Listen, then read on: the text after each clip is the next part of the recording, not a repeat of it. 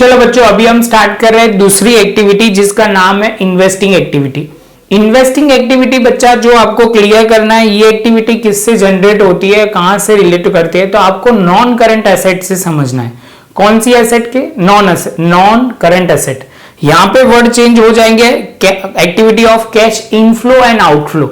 Activity of cash inflow and outflow. Inflow मतलब पैसे आना, तो आप बोलोगे सर इनफ्लो कैसे होता है, तो आप कुछ सेल करते हो तो, और आप बोलोगे सर परचेज करते हो, मतलब परचेज करते हो नॉन करंट एसेट, तो वो आउटफ्लो में आएगा। दूसरे एक दो पॉइंट है वहां जहां पे मैं ये सब में बोलूं तब हाईलाइट करना, तो आपको हाईलाइट करना है, बहुत इजी रहेगा बच्चा, वो ध्यान में रखना है। बाकी ये एक्टिविटी बहुत इजी है, ये ज्यादातर एमसीक्यू वीएसक्यू के क्वेश्चन है बच्चा जो आपको ध्यान में रखना है। लेकिन मैं पहले से चैप्टर शुरू करूंगा, एंड तक जाऊंगा प्रॉपर तरीके से, जिससे आपको समझ में आए। थोड़ा आपको ध्यान से देखना है तो क्लियर हो जाएगा। चलो बच्चा, तो शुरू करते हैं। Investing activity arising from the transaction of asset side of a balance sheet. वो कहां से जनरेट आपको एक्टिविटी होता है? For the transaction of asset side of balance sheet में से ये एक्टिविटी आती है। Investing activity means the purchase and sale of long term investment and other investment. क्या समझना है? परचेज ऑफ, आप बोलोगे sir purchase and sale of long term investment and other investment. आगे चलते हैं। Cash and cash equivalent are not included. ध्यान में रखना, अंडरलाइन करना, cash and cash equivalent are not included in the investing activity. ये आगे जाके एक पॉइंट में आएगा, तब वहां पे मैं आपको डिस्कस करूंगा। Long term asset are those asset which are not acquired for the sale purpose.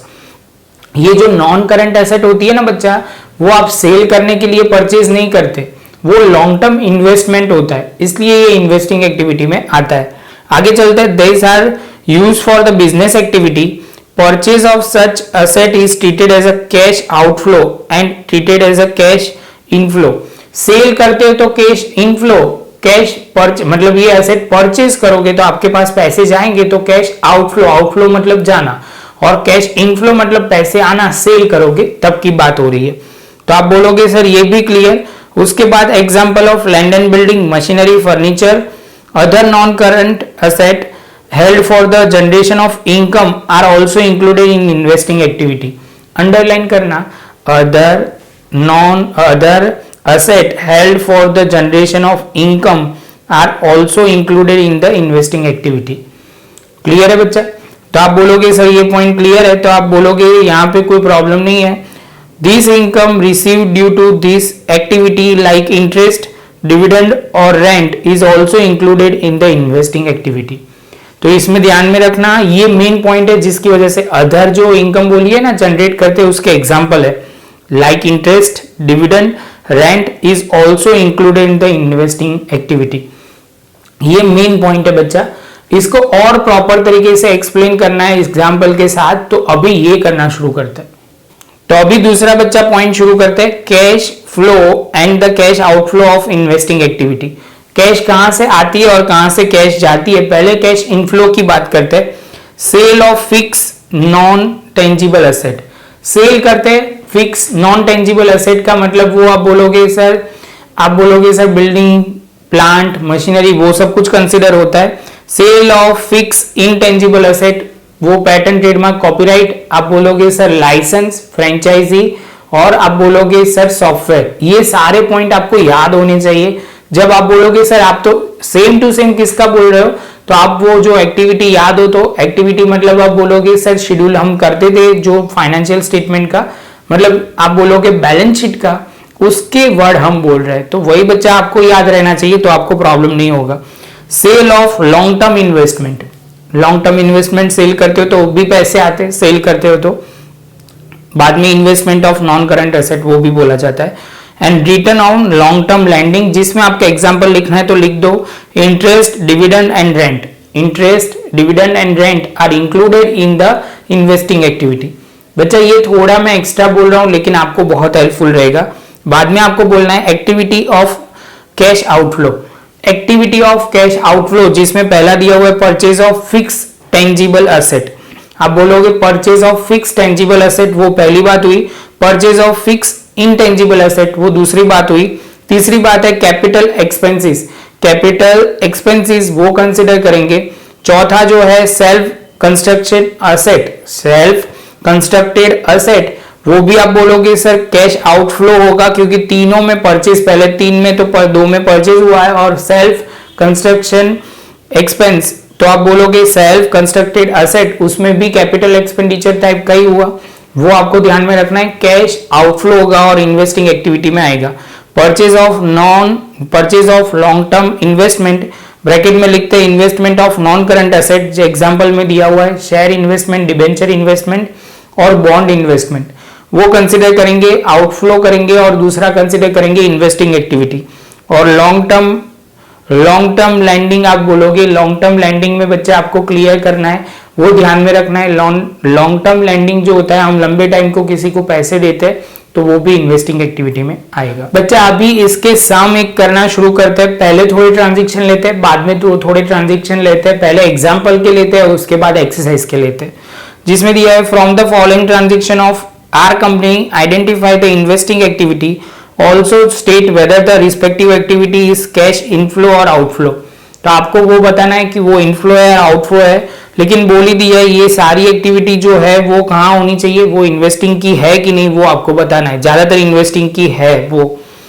सबसे पहले परचेज ऑफ लैंड, तो आपके मन में दिमाग में एक ही डायलॉग होना चाहिए, सर नॉन करंट एसेट है, जिसमें पैटर्न, ट्रेडमार्क, इनटेंजिबल एसेट और टेंजिबल और इनटेंजिबल एसेट, जो आप बोलोगे नॉन करंट एसेट है तो परचेज ऑफ लैंड है तो उसमें आप लिखोगे। Same way sale of machine है, सेल ऑफ मशीन आप बोलोगे सर सेल ऑफ मशीन वो भी एक टाइप का क्या है, नॉन करंट एसेट है, तो इसके अंदर कंसिडर करेंगे। Purchase of share of x company limited, आप बोलोगे सर ये इन्वेस्टमेंट कंसिडर होगा, तो ये आप बोलोगे सर ये पहले एक एक पॉइंट फिर से बोलना पड़ेगा, मैंने एक डायलॉग नहीं बोला। परचेज ऑफ लैंड जो होता है कैश आउटफ्लो होता है, परचेज करोगे तो पैसे जाएगा, तो आपको लिखना पड़ेगा investing activity of cash outflow, investment in the asset is a increase. वो बोलने का मतलब है कि सर आप इन्वेस्टमेंट करोगे, परचेज करोगे तो इन्वेस्टमेंट वो जो होगा वो इन्वेस्टमेंट बढ़ेगा। Second point sale of machine, तो इन्वेस्टमेंट कम होगा, और ये कौन सी एक्टिविटी है, तो investing of cash inflow, sale करोगे तो पैसे आएंगे, वो डायलॉग याद रखना है। तो आप बोलोगे investing activity of cash inflow, investing activity of cash inflow, तो ये हो जाएगा सेकेंड नंबर का। थर्ड का होगा purchase of share of x and company, तो आप बोलोगे sir investing activity of cash outflow, investing activity of cash outflow, जिसमें आप बोलोगे investment in the asset is increase. चलो बच्चा, उसके बाद जो आपको ध्यान में रखना है वो है sale asset constructed in factory, factory में कंस्ट्रक्ट हुआ है, हमारी फैक्ट्री में हुआ है, तो इसका मतलब सेल्फ कंस्ट्रक्टेड ये एसेट है, तो हम इसको इन्वेस्टिंग एक्टिविटी बोलेंगे। तो आप बोलोगे सर ये नंबर है फिफ्थ, और उसके अंदर activity investing activity of cash outflow, investment increase. देखो बच्चा, जब भी परचेज करोगे तो इन्वेस्टमेंट बढ़ेगा, बनाओगे तो भी इन्वेस्टमेंट बढ़ेगा, बनाओगे मतलब इन्वेस्टमेंट आप समझ लो कंस्ट्रक्शन फैक्ट्री में हो रहा है, तो ऑटोमेटिक वो जो होगा एसेट बढ़ने वाली है, वो ध्यान में रखना है। और कैश आउटफ्लो होगा, परचेज करोगे तो आउटफ्लो, सेल करोगे तो cash inflow. Activity non current asset होनी चाहिए, बस माइंड में उतना चलेगा तो काम हो जाएगा। इसके बाद बच्चा आप बोलोगे sir purchase of copyrights, purchase of copyright, तो वो भी आप बोलोगे सर ये नॉन करंट एसेट की बात हो रही है। आप बोलोगे सर, आप वो बोल देते हैं पैटर्न, ट्रेडमार्क, कॉपीराइट, गुडविल, तो यही पॉइंट है, तो आप बोलोगे कॉपीराइट नॉन करंट एसेट है, उसमें भी इनटेंजिबल नॉन करंट एसेट है, जिसमें आएगा इन्वेस्टमेंट इंक्रीज होगा और कैश आउटफ्लो होगा। उसके बाद salary paid and carriage inward, ये ऑपरेटिंग एक्टिविटी है बच्चा, दो एक्टिविटी दी है, दो वर्ड, दो मतलब पॉइंट दिए, वो ऑपरेटिंग एक्टिविटी रिलेटेड है, वो इन्वेस्टिंग एक्टिविटी नहीं है। शांति से पहले इतना लिख लो, उसके बाद दूसरा सम शुरू कर। बच्चा ये जो दूसरा सम है वो आप बोलोगे सर ये जो है वो एक्सरसाइज का फिफ्थ सम है, पूरा सम आपको प्रॉपर दिख रहा होगा, इसमें दिखा हुआ है, बोला हुआ है from the following in transaction identify the transaction of investing activity. Salary paid अब भी आप समझ के आए, वो ऑपरेटिंग एक्टिविटी है, तो आप बोलोगे सर वो इसमें नहीं आएगा, it is not a investing activity, it is a operating activity. Same way rent paid जो आप बोलोगे sir it is not a investing activity, it is a operating activity. Purchase of investment आप बोलोगे sir ये non current asset की बात हुई, purchase करना, it is a operating active, it is a investing activity, और उससे क्या होगा, कैश आउटफ्लो होगा। तो इसमें लिखेंगे it is a investing activity of cash outflow. Clear है बच्चा? Investment is a increase in the asset. Asset से क्या होगा, इन्वेस्टमेंट परचेज करने की वजह से असेट इंक्रीज होगा। आगे चलते, आप बोलोगे sir sale of land, sale of land, land sale करोगे तो आप बोलोगे सर इसमें क्या ध्यान में रखना है, तो सिंपल लैंड सेल करोगे तो पैसे बढ़ेंगे, पैसे बढ़ेंगे तो आप क्या बोलोगे सर, पैसे बढ़ेंगे तो सिंपल बात है कैश इनफ्लो बोला जाएगा। क्या बोला जाएगा, कैश इनफ्लो, और कैश इनफ्लो लिखोगे और ये इन्वेस्टिंग एक्टिविटी बोलोगे। तो इसमें लिखते हैं, आप बोलोगे sir it is a investing activity of cash, investment is reduce from the asset, क्योंकि सेल करोगे तो इन्वेस्टमेंट कम हो जाएगा। सेम वे आगे बढ़ते हैं, फिफ्थ पॉइंट जिसमें दिया हुआ है purchase of building. Purchase of building तो आप बोलोगे सर ये जो होगा उसकी वजह से, ये पहले तो इन्वेस्टिंग एक्टिविटी है, क्यों, क्योंकि आप बोलोगे सर नॉन करंट एसेट की बात हो रही है। दूसरी जो बात हो रही है जो आपको क्लियर करना है बच्चा, बहुत सिंपल है, वो पॉइंट है, आप बोलोगे सर ये नॉन करंट एसेट परचेज हो रही है और दूसरा ये परचेज हो रही है इसलिए कैश आउटफ्लो होगा। क्लियर है? और ये इन्वेस्टिंग एक्टिविटी है। तो आप बोलोगे सर यहाँ पे जो आप बोलोगे, यहाँ पे लिखेंगे it is a investing activity of cash outflow, investment is a increase in the asset. आगे चलते हैं, interest receive on the investment, investment किया है उसकी वजह से इंटरेस्ट मिल रहा है तो ये इन्वेस्टिंग एक्टिविटी हो जाएगी। इससे कैश इनफ्लो हो रहा है क्योंकि पैसे मिल रहे हैं, interest receive on the investment, इसलिए पैसे मिल रहे हैं तो ये क्या होगा, तो आप बोलोगे सर ये इन्वेस्टिंग एक्टिविटी में आ जाएगा। It is a investing activity of cash inflow, interest arises on the investment is a part of investment, investment are transaction of asset, तो वो होगा, वो ट्रांजेक्शन ऑफ असेट रिलेटेड होगा बच्चा। आगे पढ़ते हैं 7, तो 7 में दिया हुआ है सेल ऑफ फर्नीचर। क्या दिया हुआ है बच्चा, सेल ऑफ फर्नीचर। तो आप बोलोगे सर ये फर्नीचर सेल करोगे, नॉन करंट एसेट को सेल कर रहे हो तो कैश इनफ्लो होगा और ये इन्वेस्टिंग एक्टिविटी होगा। और आप बोलोगे सर इन्वेस्टमेंट सेल करते हो, फर्नीचर सेल करते हो तो आप बोलोगे असेट कम हो जाएगी। तो ये डायलॉग ध्यान में रखना है, it is a investing activity of cash inflow, investment is reduce from the asset. अभी बच्चा थोड़ी जो एक्टिविटी आएगी वो दूसरी एक्टिविटी रिलेटेड है, वो ऑपरेटिंग के होंगे या फिनेंशियल के होंगे, ऐसे बात हो रही है। सेल ऑफ फर्नीचर खत्म, collection from debtors, payment to creditor, ये दोनों ऑपरेटिंग एक्टिविटी है। कौन सी है बच्चा, ऑपरेटिंग एक्टिविटी। जो बच्चे ने पहले वाला लेक्चर दिया देखा होगा उसको कोई डाउट नहीं आएगा क्योंकि 1 बाय 1 वो सारे पॉइंट कवर अप कर सकता है, तो वो क्लियर हो जाएगा, वो ध्यान में रखना है। Issue of equity share, redemption of debenture and dividend receive from investment, तो ये 12th वाला जो है ना वो बच्चा इन्वेस्टिंग एक्टिविटी है, लेकिन इश्यू करना और रिडम्पशन ऑफ डिबेंचर करना वो फाइनेंशियल एक्टिविटी है। वो आपको याद रखना है कि लायबिलिटी एंड कैपिटल के तौर पे जो आता है वहां पे वो कंसिडर करी जाएंगे।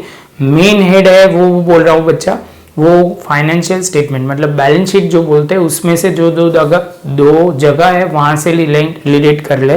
वो कौन सा है, issue of equity share and redemption of debenture, दोनों पॉइंट जो है वो कंसिडर कहां से होंगे, ये फाइनेंशियल एक्टिविटी में कंसिडर होंगे। इसके अंदर आपको वो ध्यान में रखना है बच्चा। इसके साथ बच्चा हमारा ये पॉइंट इन्वेस्टिंग एक्टिविटी का प्रॉपर तरीके से खत्म हो गया। अभी हम मिलेंगे नेक्स्ट लेक्चर में ऑफ फाइनेंशियल एक्टिविटी में।